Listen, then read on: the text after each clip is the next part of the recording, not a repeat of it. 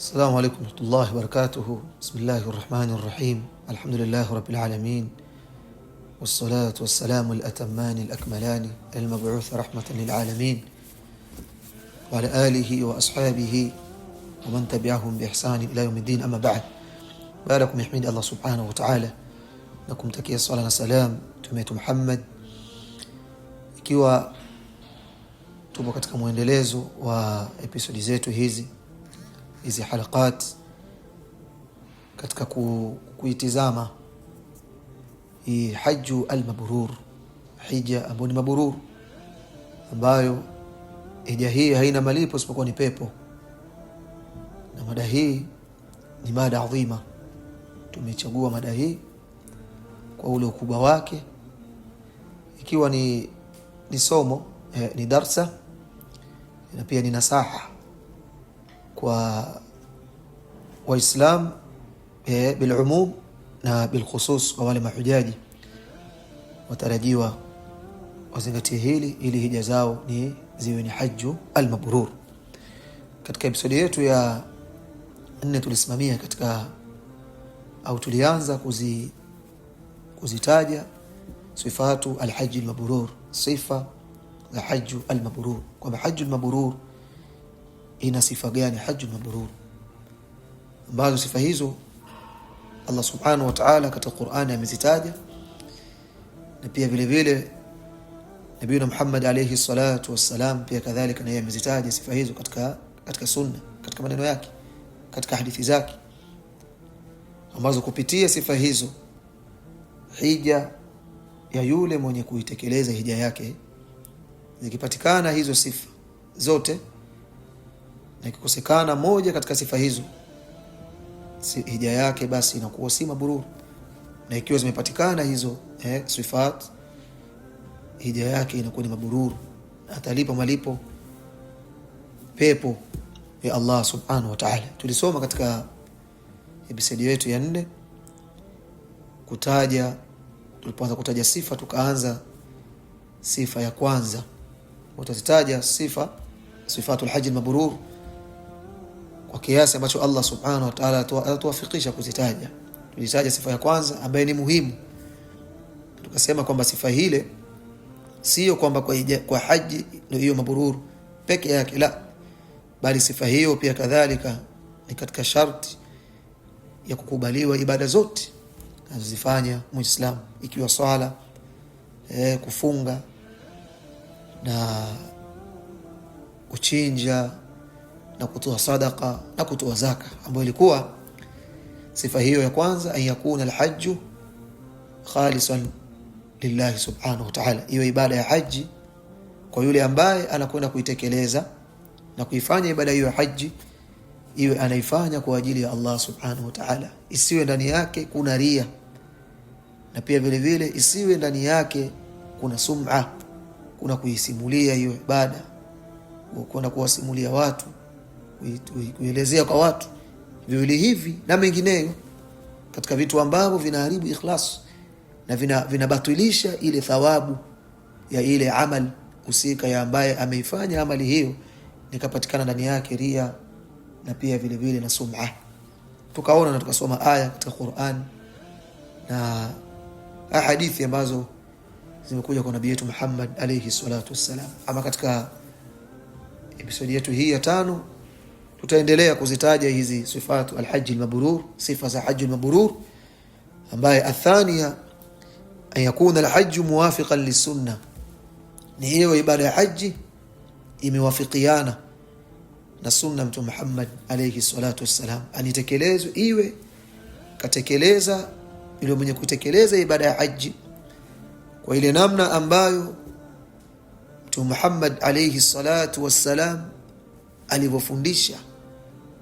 katika ile namna ambayo mtume alayhi salatu wassalam alivyofundisha, katika namna hiyo taikana huyo hujaji ndio hiyo kwa namna ile ile ambayo mtume alivyofundisha atekeleze ibada yake haji, katika ihram, na kupiga jamarat katika ile namna mtume kafundisha alayhi salatu wassalam, na kadhalika kusimama Arafa na kwenda Muzdalifa na mengineyo katika ansakul hajj, katika zile ibada za hajj,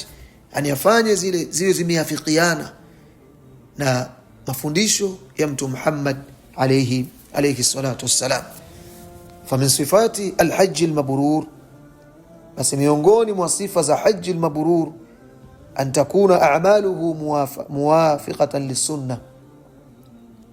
ni yawe yale matendo yake anayoyafanya katika kuitekeleza ibada ya haji yawe yameafikiana na sunna ya Mtume Muhammad alayhi salatu wassalam, aniyafanye kama ambavyo mtume alivyoeleza au na kama ambavyo mtume alayhi salatu wassalam alivyofanya. Waqad qala an-nabi sallallahu alayhi wasallam, amesema Mtume Muhammad alayhi salatu wassalam, litaakhudhu manasikakum, ili mchukue, ili mpate kuchukua manasikakumul hajj, mpate kuchukua zile ibada zenu, yale matendo yenu katika ibada ya haji. Tumetekeleza ibada hii ya haji kama katika ilivyokuja katika hadithi ya Jabir bin Abdullah radhiyallahu anhuma, katika kutekeleza ibada ya haji baada ya kutekeleza tumekaa katika kule akata naitekeleza ibada ya haji, akasema litaakhudhu anni manasikakum, ili mpate kuchukua kutoka kwangu mimi ibada zenu, hii ibada yenu ya haji. Fa alayka akhi alhajj, basi ni juu yako ewe ndugu yangu hujaji, an ta'lama, ni juu yako ndugu yangu hujaji, ni wajibu kwa wewe, an ta'lama, ufahamu na ujue, anna alfalaha was-sa'adata fi dunya wal akhirah, ya kwamba kufaulu na kuwa ni katika wale watu wema katika hii dunia wal akhirah, na pia kadhalika akhirah, inma hiya biittiba'i hadi nabii sallallahu alaihi wasallam, kikasi vinginevyo kufaulu na kuwa katika miongoni mwa watu wema katika dunia hii na akhira akupatikani huku kufaulu katika dunia na akhira illa biittiba'i hadi nabii sallallahu alaihi wasallam, sio kunapatikana kwa kufuata muongozo wa Mtume Muhammad alayhi salatu wassalam, wa taqayyud bi sunnatihi, na kuidhibiti na kuifunga ile sunna yake ya Mtume Muhammad alayhi salatu wassalam katika ibada zako ambazo wewe unazifanya. Na ibada ikiwa imefanywa bila kufungwa kwa mafundisho sahihi ya Mtume Muhammad sallallahu alaihi wasallam, ibada hiyo haikubaliki, na ibada hiyo inakuwa ni imebatulika. Ibada hiyo Allah subhanahu wa ta'ala haikubali ibada hiyo. Basi ni wajibu ndugu yangu hujaji kufahamu, an ta'lama anna al-falah wa as-sa'adata fi ad-dunya wal akhirah, kwamba anna al-falah, kufaulu na kuwa ni katika watu wema miongoni mwa watu wema katika dunia na akhira, inma hiya bittiba'i hadi nabii sallam, kikasi vinginevyo ni kufuata muongozo wa Mtume Muhammad sallam, wa taqayyud bi sunnatihi, na kuidhibiti na kuifunga katika kule kutekeleza ibada zako sunna yake Mtume Muhammad alayhi salatu wassalam. Wa anna kulla amalin, na kwamba kila amal, kila ibada ambayo anaifanya Muislam, ibada yoyote jaa mukhalifan li hadi sallallahu alaihi wasallam, ibada ambayo imefanywa kinyume na muongozo wa Mtume Muhammad sallallahu alaihi wasallam, kikafanywa kinyume na alivyofundisha Mtume Muhammad alayhi salatu wassalam, fa huwa mardudun ghairu maqbul, basi ibada hiyo ni mardud, ni yenye kurejeshewa yule mfanyaji, ghairu maqbul, ibada hiyo haikubaliwi, si yenye kukubalika, kama qala an-nabii sallallahu alayhi wasallam, walivyosema Mtume Muhammad alayhi salatu wassalam katika hadithi ambayo anasimulia Aisha radhiallahu anha, man amila amalan, mtu yoyote atakayefanya amal, mtu yoyote atakayefanya amal, ibada yoyote, laisa alayhi amruna, ibada hiyo ambayo yeye aifanya si katika jambo la dini yetu, si katika jambo letu la dini, fa huwa raddun, basi ibada hiyo ni rad, ni yenye kurejeshwa, na pia vile vile ibada hiyo haikubaliwi na Allah subhanahu wa ta'ala. Walihadha, na kwa msingi huu wa kutekeleza, iwe kutekeleza ibada ya haji iwe imewafikiana na sunna Mtume Muhammad sallallahu alaihi wasallam na ibadati nyinginezo, kana sahaba, walikuwa masahaba radhiallahu anhum ashadda an-nasi iktifaan li sunnati nabii sallallahu alaihi wasallam, walikuwa ni watu katika miongoni mwa watu ambao wanaiga wanafuata sunna Mtume Muhammad sallallahu alaihi wasallam wa hadihi, na pia kadhalika na ule muongozo wake, wa afalihi, na matendo yake, fi manasik alhajj, na yale matendo alipokuwa akiyafanya katika kutekeleza katika ile ibada yake haji. Tutataja baadhi ya nukul zilizopokewa kutoka kwa sahaba za kuonesha kwamba wao walikuwa wanamuiga Mtume Muhammad sallallahu alaihi wasallam katika namna alipofanya ibada zake, na walikuwa wakifanya vile vile. As-sahaba walikuwa ni ashadda an-nas, walikuwa ni wakali zaidi wa watu, walikuwa wakimfuata Mtume Muhammad sallallahu alaihi wasallam na kufuata muongozo wake na matendo yake katika kule kutekeleza ile ibada ya haji. Miongoni tutataja na ni moja, mfano mmoja katika mfano katika kuonesha ile pupa ya sahaba radhiallahu anhum katika kuenda mbio kutekeleza na kumuiga Mtume Muhammad sallallahu alaihi wasallam na muongozo wake na matendo yake katika ibada ya haji. Katika miongoni mwa mfano ambao inapokewa kwa sahaba wa fi waqi'atin, katika waqi'a wa fi waqi'atu al-Umar radhiallahu anhu fi sahihain,